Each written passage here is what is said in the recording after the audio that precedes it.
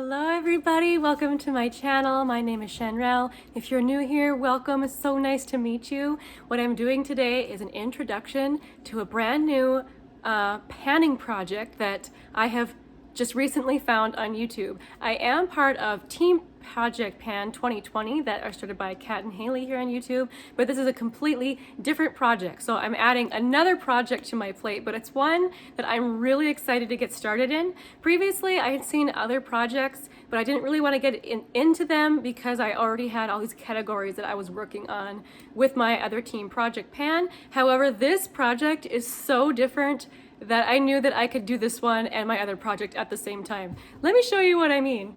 This project has over 100 categories. They have a spreadsheet that you can print out and use, or use this on your phone or whatever if you would like.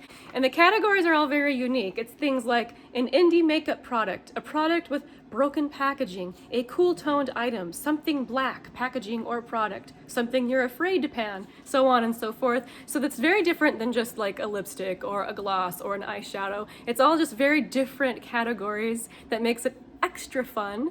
And what you do is you randomly choose 6 of the numbers from 1 to 100, work on those, and then at the next, whenever you finish something, roll for your next number and do something from that category. So I thought this looked so fun, so I absolutely had to join in. This is a collaborative project pan as well. It was put together. See, I have to look at their names. I've got it written down here. Their names are Rebecca and Alexandra, and I'll make sure and link their channels down below. They have the spreadsheet linked in their description boxes, so if you're interested in that, you can check it out. Also, they've got playlists and everything. I'm not sure how to link all those things. I'm still figuring that out. So make sure if you want to look at the list of categories and everything, to go on over to their channels, because they are the ones who started this project and they're the ones who kind of explain it and have all the information there for you. Of course, but I will link their videos or their channels down below. And you may notice that I titled this Round 7. That's because these ladies who started this collaborative project have been doing it for several rounds already. I'm just now joining in when they started a new list of 100 categories. So that's why, don't be confused by the round 7 part. So when I was deciding if I wanted to do this, I was looking through and there were a few categories that I'm like, I don't think I'll have anything for that. But most of them I thought, yeah, I can come up with something different for that. So I did do my random number generating already, just because I knew that it would take me some time to settle on the products that I would like to use. So the numbers that I pulled are number 1, 53, 54, 82, 83, and 85. So let's just go through what those are and what I chose. Also, right before this, I went in with a red pen and it like exploded all over my paper. So that's what that is, and I've got it on my hands. Fun times. But the number 1 category is a product in the category you are best at panning. Now that I really had to think about, because I just started panning. I had to think about what things I feel like I'm going through the fastest. So I chose a lip product. I chose this lip balm from Physicians Formula. This is the Organic Wear Lip Treatment with Butter Blend. And I thought I actually had a lot more of this left than I do. But look I've only got just a tiny bit left. But this is the lip treatment that I use every night. I'm hoping that I can use this up quickly and perhaps get into another category. And it's not something that I think is absolutely thrilling, so I don't know if I will get another one of these, but I'm looking forward to using it up. All right, the second number that I chose was number 53, and that's a product you're indifferent about.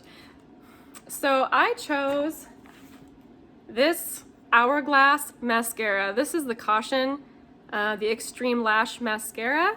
I honestly I'm indifferent about it to the point where I almost don't like it, but I don't mind it on the lower lashes. That is what the brush looks like. I of course managed to get it on my hand already, but I really don't like it on my top lashes. I think it's really difficult to get off, and as for as difficult as it is to get off, it should make my lashes look amazing, which I don't think it does. So I've been just kind of letting it sit, but I'm gonna try and use this on my lower lashes, which is where I think it works best, to try and get some use out of this.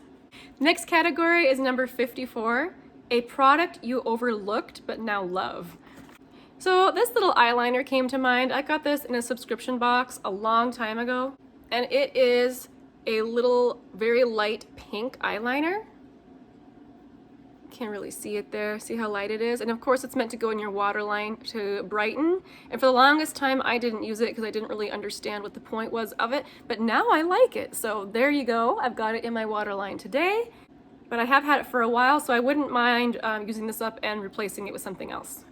My next category was category number 82, which is an item that makes you feel nostalgic, fond memories, or something from your past. This kind of made me smile because I haven't really been into makeup that long. So this was one I really had to think hard about. But when I think back to as a teenager, when I did wear a bit more makeup, one of the things that I really liked to do was highlight under my eyebrows. I did that basically every day. Someone had given me an old Clinique white eyeshadow, like a highlighter shade, and I used up that entire thing. It's like my very first time panning something. And so I have this item from Thrive. This is their Brilliant Eye Brightener in Stella. You can see how much I have left. Just that much there. Well, it's kind of hard to see, I guess. It starts right here. I'll make sure and get a piece of paper and mark it so we can see for next time. But this is nice. Let me just swatch it out for you. I just haven't been using it much because I've been usually highlighting with an actual eyeshadow. You can see it's just nice and shiny. Nothing too crazy though. It's nice on the inner corner or under the eyebrow. My next category is category number 83, which is something brown, packaging or product. So in my project, I don't have any eyebrow products, so I thought I'd add one in.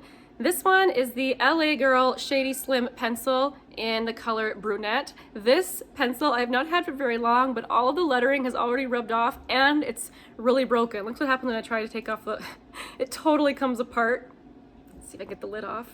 Oh, okay. So now this is the actual part. Whenever I use it, it comes apart, which is very irritating.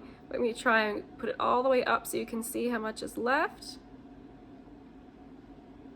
There we go. I've heard other people say that they use this up extremely quickly. I'm one that likes really natural looking brows, so I just use it to kind of fill in little bald spots. I don't really like line my eyebrows or anything. But I think if I concentrate on using this instead of my tinted brow gel, which is what I really prefer, I should be able to use this up. The next category was category number 85, which is a product that was an impulse buy, which is, I have a lot of products that were impulse buys, but most of them are lip products, and I didn't want to add another lip product. I'm already working on a gloss in my other project and now a lip balm in this one. So this was another category I had to think about for quite a while. But I settled on this Colourpop eyeshadow. This is one that they say, this is one of their Super Shock Shadows in Buzzin, which is one of their so-called matte formulas. It actually still has sparkles in it. You can see that it's shiny, but it's not nearly as, I would say, soft. I mean, it is soft, but it's not nearly like some of the other ones I have that are not matte.